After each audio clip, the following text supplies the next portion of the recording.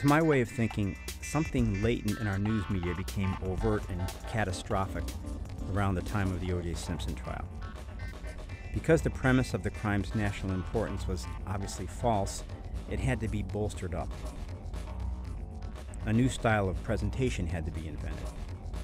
To wring thousands of hours of coverage from what could have been summarized in a couple of minutes every few weeks, a new rhetorical strategy was developed, or, let's be generous, evolved. And by 9/11, our national discourse had been so degraded, our national language so dumbed down, that we were sitting ducks. In that hour of fear and need, finding in our hands the set of crude, hyperbolic tools we've been using to discuss O.J. et al., we turned these to the decision of whether to invade another country. And soon, we're in Baghdad, led by Megaphone Guy, via Countdown to Slapdown in the Desert and Twilight for the Evil One, America Comes Calling. Megaphone Guy, it seemed, had gone a little brain dead.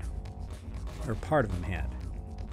What had gone dead was the curious part, the part that should have been helping us decide about the morality and intelligence of invasion. It should have known that the war being discussed was a real war that might actually happen to real, currently living people. And I think we're in an hour of special danger, if only because our technology has become so loud, so slick and seductive, its powers of self-critique so insufficient and glacial. The era of the jackboot is over. The forces that come for our decency, humor, and freedom will be extolling in beautiful, smooth voices the virtue of decency, humor, and freedom. Imagine that the megaphone has two dials. One controls the intelligence of its rhetoric, and the other its volume.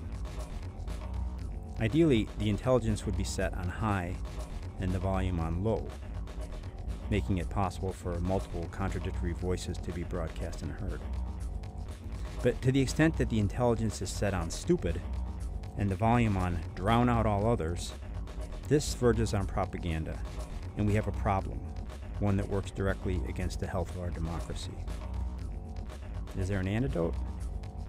We have met the enemy and he is us, yes, but the fact that we still have the ability to recognize ourselves as the enemy indicates we still have the ability to rise up and whip our own ass, so to speak.